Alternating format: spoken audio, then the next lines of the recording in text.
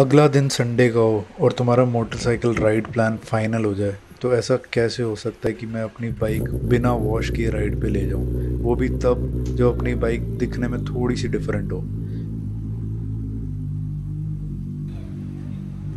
और बाइक की chain clean ना हो तो क्या घंटा बाइक क्लीन की है तुमने। राइड का यही रूल है भाई, राइडिंग जैकेट बिना धुली पहन सकते हैं पर बाइक राइड पे बाइक साफ ना दिखे ऐसा बिल्कुल नहीं चलेगा।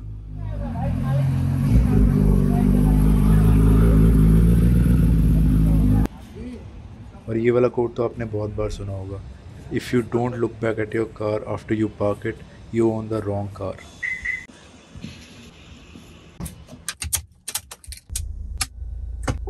अभी बज रहे सुबह के 4:30 और एक हाथ में मेरे टॉर्च है, दूसरे फोन से मैंने टॉर्च लाई हुई, एक हाथ से मैं वीडियो बना रहा हूँ तो इतना रिस्क नहीं उठाते और बाइक के बाद चलते हैं। वैसे मैं राइड पे जा रहा हूँ, पीछे सारे राइडिंग गियर्स पड़े हुए हैं, आधे मैंने पहने हुए हैं, तो आगे सामने मेरा रोड पे ध्यान है तो इतना खतरा ना उठाते हुए सीधा बाइक पे मिलते हैं।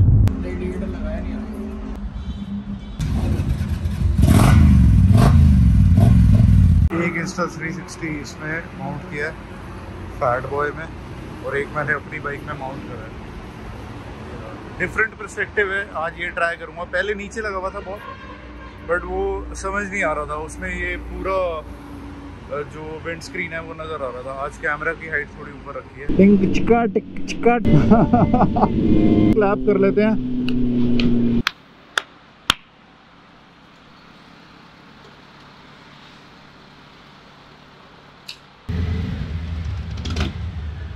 हटना भैया, हट जाओ, फुल कर दे भाई आराम से। भाई जहाँ रुक जाए वहीं छोड़ दियो, एक बार फिर दियो भाई, दोबारा देख भाई।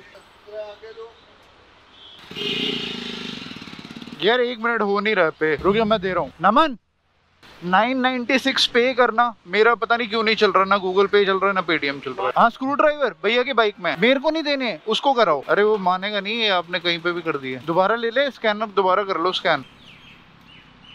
फ्यूल डलवाते हुए पता नहीं क्या हो गया था, ना मेरा गूगल पे चल रहा था ना पेटीएम चल रहा था, ना मेरे दोनों कार्ड चले। फिर मैंने हिमांशु भैया से हेल्प ली। हाँ आप लोग ये सोच रहे हो कि अकाउंट में वैसे नहीं है, वो दिखा रहा है कि मैंने एक्स्ट्रा 3 बार ट्राई करा है, इस वजह से सब ब्लॉक हो गया थोड़ी देर के।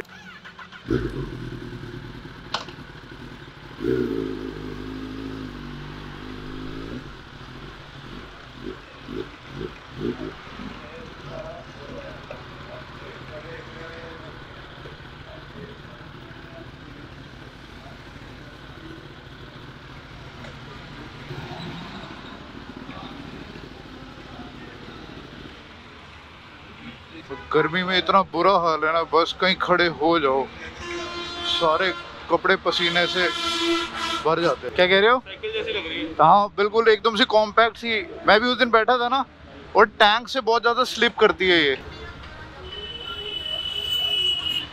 तो फाइनली अब राइड स्टार्ट करते हैं।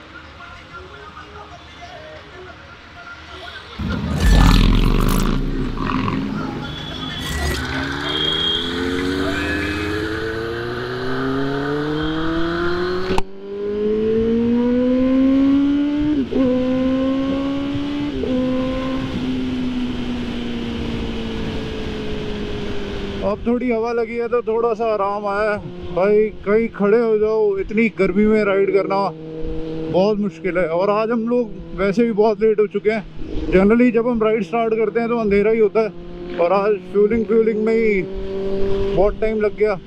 एक तो मेरे कार्ड का पंगा हो गया, दूसरा एक बाइक में से फ़ोन माउंट लूज हो गया तो उसको खोल के हमने फिर गोल्ड विंग में ही रख दिया। तो ये सीन था। और एक बारी फिर बता देता हूँ, जिन भी लोगों ने लास्ट वाला व्लॉग देखा था, अभी 2-3 दिन पहले ही अपलोड किया था मैंने, उसमें जो माइक सेटअप था वो था जो मैं हमेशा से यूज़ करता आ रहा था। तो मैंने 2-3 माइक्स ट्राई करे और आज थोड़ा अलग माइक लगाया ट्राई करने के लिए। मेरे को सबसे ज़्यादा आवाज़ इसी की क्लियर लगी रिकॉर्ड करने के बाद। बट आज देखते हैं, और थोड़ी सी प्लेसमेंट भी चेंज करी है माइक की मैंने, आज देखते हैं कैसी आवाज़ आती है। और 360 भी थोड़ा सा मैंने ऊपर करके लगाया है, नहीं तो विंड स्क्रीन ही नज़र आ रही थी लास्ट वीडियो में। बस भगवान करे कि कैमरा मैच हो जाए। बट पता है क्या, कि ऐसे एकदम से व्लॉग शुरू कर देना थोड़ा डिफ़िकल्ट है मेरे लिए। डिफ़िकल्ट मतलब जो मैं पहले व्लॉग किया करता था वो थोड़ा सा प्लान करके करता था, फोटोग्राफी सिनेमेटोग्राफी का एक टॉपिक उठा के उस पर बात किया करते थे, बट ऐसा कुछ करने का मेरे को टाइम ही नहीं मिलता पूरा वीक। लास्ट राइड के बाद जब मैंने बाइक पार्क करी थी उसके बाद मैंने कल बाइक को हाथ लगाया, थोड़ी वॉश करी है, चेन क्लीन, चेन लूप। आज अब राइड के बाद फिर से बाइक पार्क हो जाएगी, फिर एक वीक बाइक के पास आना भी नहीं होगा, तो ऐसे ही चलता है। आज बहुत टाइम बाद हम संडे को राइड कर रहे हैं, ऐसा बहुत रेयर होता है, नहीं तो हम सैटरडेज को ही राइड करते हैं। लास्ट राइड पे पूरा रिकॉर्ड इसलिए नहीं कर पाया था मैं क्योंकि एक तो आपको पता ही है मेरे पास GoPro की बैटरी एक ही है, दूसरी बात कि रिटर्न में इतना ट्रैफिक था कि पूछो मत। मेरी बाइक का टेम्परेचर मैंने फर्स्ट टाइम, मतलब इससे पहले जनरेशन वाली 10R भी जो थी वो 109 तक एक बार ट्रैफिक में हुआ था, बट इस बार इस बाइक का जो टेम्परेचर था वो 112 113। तो मेरे को यही डर लग रहा था कि बाइक इतने ट्रैफिक में बंद हो गई ना तो मेरी हालत बुरी हो जाएगी। तो ब्लॉग स्टार्ट कर दिया हमने, बट क्या है कि दोनों कैमरास मैच करने के लिए बार बार क्लैप करना पड़ेगा और वो थोड़ा डिफ़िकल्ट है, तो रिकॉर्डिंग ऑन ही रखते हैं। आज गुड़गांव वाले रूट पे जा रहे हैं, संडे है तो बहुत सारे राइडर्स भी नज़र आ रहे हैं। अभी ना मेरे को लगा कि नमन की बाइक में से कुछ निकल के मेरे पैर पे लगा है, तो एक बारी मैं आगे थोड़ी बाइक से रुकवाता हूँ, देखते हैं कोई प्रॉब्लम है।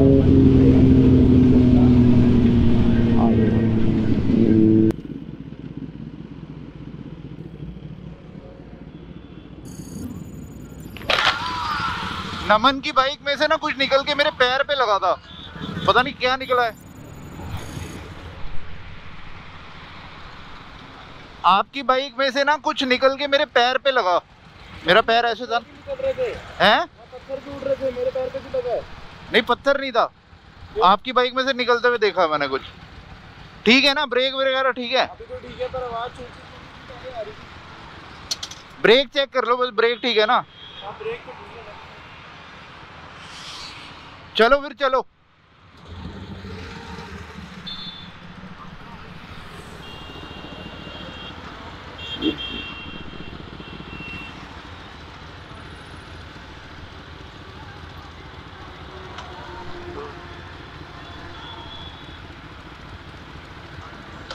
Done.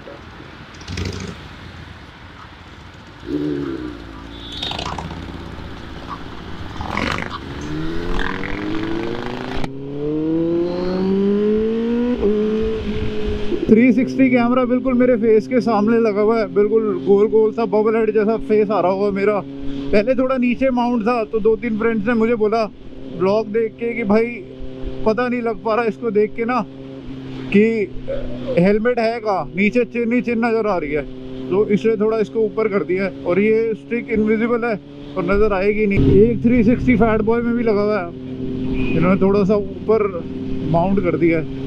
ये वाली फुटेज भी एक बार लगा के देखेंगे कैसी रिकॉर्ड हो रही है। थोड़ा क्लोज चलाता हूँ क्योंकि जितना वाइड है उतना ही क्लोज में ही सही व्यू आएगा।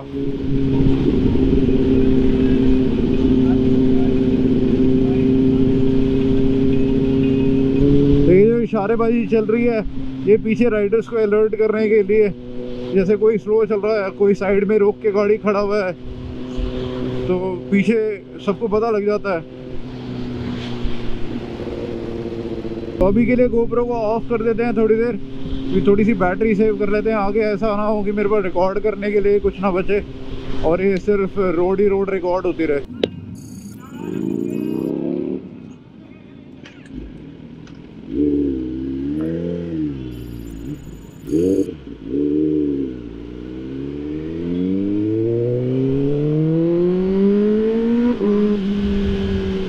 हमारे ग्रुप में जितने भी लोग राइड करते हैं आज मेरे हिसाब से सारे लोग आए हैं। जब हमने राइड स्टार्ट करी तो कुछ ही लोग थे, और जब हमने पेट्रोल के लिए अभी रुके थे पेट्रोल स्टेशन पे तो वहाँ पे भी 4-5 लोग खड़े हुए थे। तो आज मेरे हिसाब से कोई मिसिंग नहीं है, सारे ही हैं जिनको मैं जानता हूँ, जिनके साथ 4-5 महीने से राइड कर रहा हूँ। दिल्ली से तो ये 3-4 रूट ही है जहाँ पे संडे राइड करी जा सकती है। एक नोएडा, गुड़गांव, फरीदाबाद, वदा, वहाँ पे भी इतना कुछ नहीं है, बस वो 1-2 कैफ़े ही हैं।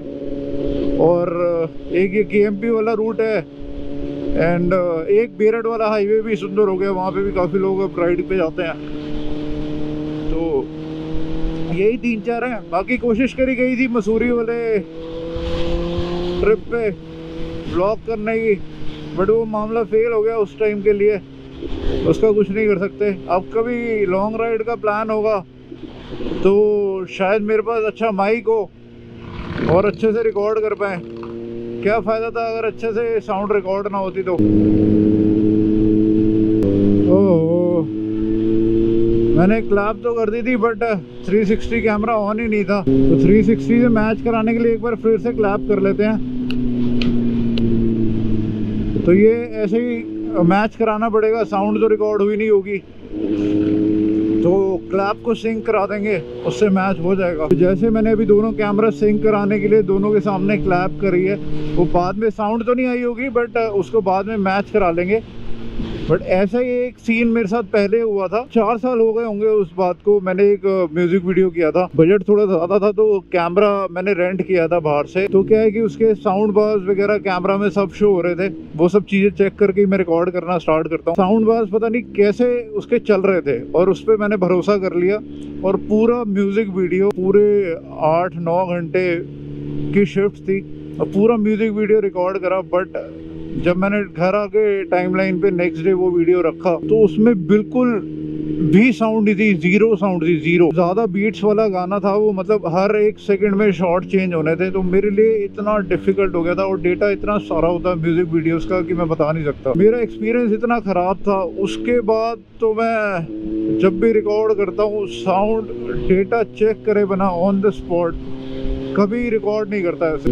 मैंने लिप्स रीड कर करके पूरा, क्योंकि दोबारा तो शूट कर ही नहीं सकते थे, तो शूट करना इम्पॉसिबल था और सारी बात मेरे पे आ जानी थी। उसको टाइम भले ही थोड़ा ज़्यादा लगा, डबल से भी ज़्यादा टाइम लगा एडिट करने में, बट वो लिप्स रीड कर करके मैंने सारे क्लिप्स मैच कराए और हो गया था बस वो। अब आ गए हैं हम KMP पे, एक बार ही कंफर्म कर लेते हैं और ऑन ऑफ कर लेते हैं। तो हेलमेट का वाइजर मैंने बंद करके बोल देता हूँ क्योंकि पता नहीं ना, मुझे फर्स्ट टाइम है इस माइक के साथ तो कितनी आ रही होगी। तो ये 10R 2022 और पूरी रैप्ड है गनमेटल ग्रे में सैटिन फिनिश। तो ये मैंने रैप इसलिए करा दी थी क्योंकि ग्रीन बड़ा कॉमन सा ग्रीन है, मेरे को समझ नहीं आ रहा था। और ब्लैक मैंने इसलिए ली क्योंकि ब्लैक मैट थी, ब्लैक कलर ट्राई किया और उसके ग्राफिक्स मुझे इतनी पसंद नहीं थे, मुझे बिल्कुल क्लीन लुक चाहिए थी। फिर हमने ये कलर डिसाइड किया, इसको थोड़ा सा यूनिक बनाने की कोशिश है। ओहो, नूब राइडर्स। तो मैं कह रहा था कि इसको रैप करा दिया था gun metal grey satin finish में, और मेरा प्लान है कि इसको थोड़ा सा यूनिक बनाएंगे, बिल्कुल क्लीन बाइक बनाएंगे, clean as in zero graphics. But इसमें परफॉर्मेंस मोड्स में बहुत कराने वाला हूँ। अभी 3-4 पार्ट्स हैं इसके, वो ऑर्डर पे हैं और वो ऐसे पार्ट्स हैं जो अभी तक किसी 10R में लगे नहीं हैं, बट उनका वेटिंग टाइम भी इतना ही है, ऑन ऑर्डर बनते हैं वो पार्ट्स। पहले मैंने सोचा था ग्रे रैप करा के फिर उस पर ब्लैक से कुछ ग्राफिक्स करवाएंगे, बट ये ऐसे इतनी सुंदर लग रही है मुझे। और इसका जो फ्रंट फेंडर है मेरी बाइक का, वो रैप नहीं हो सकता था, और रैप में उसमें आती भी बहुत प्रॉब्लम, बहुत कॉम्प्लिकेटेड सा है। उसको पीलेबल पेंट करा हुआ है, ब्लैक ग्लॉस, और 2-3 पार्ट इसमें और ग्लॉस ब्लैक है, जैसे टेल का एक पार्ट है। तो और जो 2-3 पार्ट मैंने ऑर्डर करे हुए हैं वो भी ग्लॉस में ऑर्डर करे हैं, ब्लैक कार्बन फाइबर।